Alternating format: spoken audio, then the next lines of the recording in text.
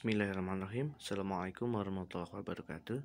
Alhamdulillah, hari ini kita bisa bertemu kembali di mata pelajaran PKK atau Produk Kreatif dan Kewirausahaan untuk kelas 11. Nah, materi yang akan kita bahas adalah tentang menentukan pengujian kesesuaian fungsi contoh produk, barang, ataupun juga jasa. Tujuan kegiatan pembelajarannya diharapkan setelah mempelajari tentang bab ini, siswa mampu memahami tentang yang pertama, tahapan teknis prototipe produk, yang kedua, pengujian sistem, yang ketiga, proses pengujian prototipe. Kita langsung saja, materi yang pertama adalah tentang tahapan teknis prototipe sebuah produk. Prototipe produk atau purwarupa produk adalah bentuk dasar dari sebuah produk, merupakan tahapan yang sangat penting dalam rencana pembuatan produk. Karena menyangkut keunggulan produk yang akan menentukan kemajuan suatu usaha di masa mendatang. Dikatakan sebagai tahapan yang sangat penting karena prototipe dibuat untuk diserahkan pada pelanggan atau lead user agar pelanggan dapat mencoba kinerja prototipe tersebut. Selanjutnya, jika pelanggan memiliki komplain ataupun masukan mengenai prototipe tersebut, maka industri mendokumentasikannya untuk proses perbaikan prototipe tersebut, sehingga menciptakan suatu sistem inovasi produk yang dibangun bersama-sama antara industri dan juga pelanggan sebagai upaya pemenuhan kepuasan pelanggan atau customer.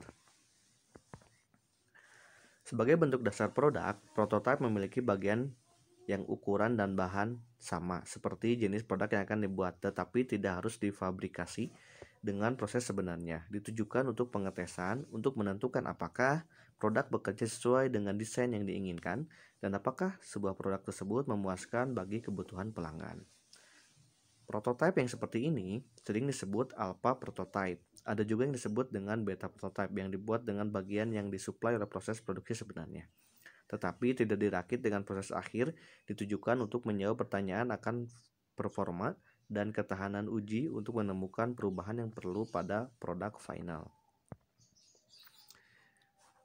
Berikut ini adalah tahapan sebuah prototipe.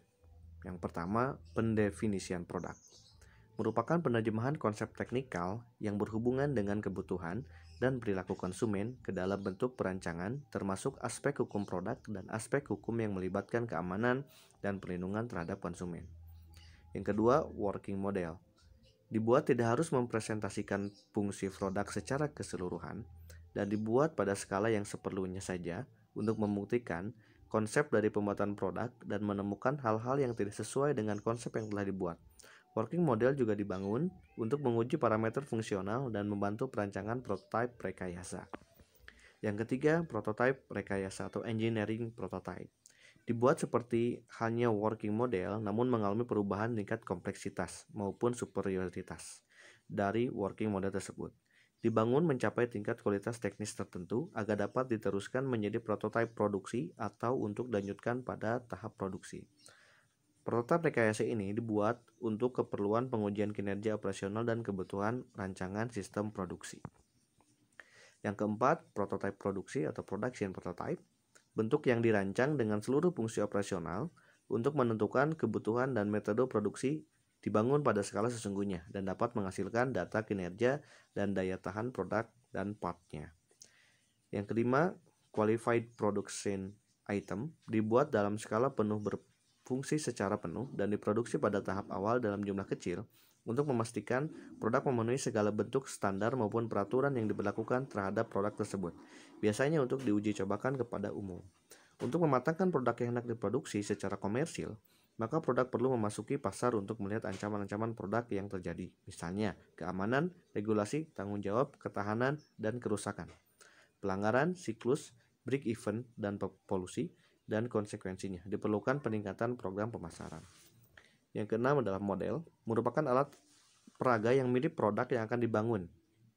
Look like models, secara jelas menggambarkan bentuk dan penampilan produk baik dengan skala yang diperbesar 1:1 atau diperkecil untuk memastikan produk yang akan dibangun sesuai dengan lingkungan produk maupun lingkungan user. Prototipe adalah bentuk efektif dalam mengkomunikasikan konsep produk, namun jangan sampai menyerupai bentuk produk sebenarnya, karena mengandung resiko responden akan menyamakannya dengan produk yang akhir. Materi yang kedua adalah tentang pengujian sistem. Paket prototipe diuji secara sistem, diimplementasikan, dievaluasi, dan dimodifikasi berulang-ulang hingga dapat diterima pemakaiannya, menurut Brand 2000. Pengujian sistem bertujuan menemukan kesalahan-kesalahan yang terjadi pada sistem dan melakukan revisi sistem. Tahap ini penting untuk memastikan bahwa sistem bebas dari kesalahan, menurut Mulyanto 2009. Menurut Somerville 2001, pengujian sistem terdiri dari yang pertama, pengujian unit untuk menguji komponen individual secara independen tanpa komponen sistem yang lain untuk menjamin sistem operasi yang benar. Yang kedua, pengujian modul yang terdiri dari komponen yang saling berhubungan. Yang ketiga, pengujian subsistem yang terdiri dari beberapa modul yang telah diintegrasikan. Yang keempat, pengujian sistem untuk menemukan kesalahan yang diakibatkan dari interaksi antara subsistem dengan interface-nya, serta memvalidasi persyaratan fungsional dan non-fungsional. Yang kelima, pengujian penerimaan dengan data yang di-entry oleh pemakai dan bukan uji data simulasi. Yang keenam, dokumentasi berupa pencatatan terhadap setiap langkah pekerjaan dari awal sampai akhir pembuatan program. Materi yang ketiga adalah tentang proses pengujian prototipe.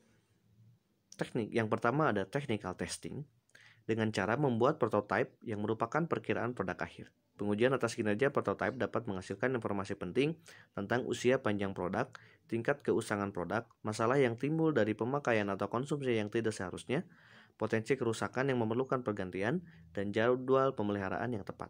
Jenis informasi tersebut mempunyai dampak biaya terhadap pemasaran produk. Yang kedua, pengujian preferensi dan kepuasan, preference and satisfaction, untuk menetapkan elemen yang dirancang dalam rencana pemasaran serta membuat tafsiran penjual awal produk. Ada dua cara utama yang dibutuhkan dalam pengujian ini. Yang pertama, meminta konsumen untuk menggunakan produk selama jangka waktu tertentu, kemudian diminta menjawab beberapa pertanyaan berhubungan dengan preferensi dan kepuasan mereka. Yang kedua, blind test, dengan sedemikian rupa sehingga konsumen dapat membandingkan berbagai macam alternatif produk tanpa mengetahui nama merek atau produsennya.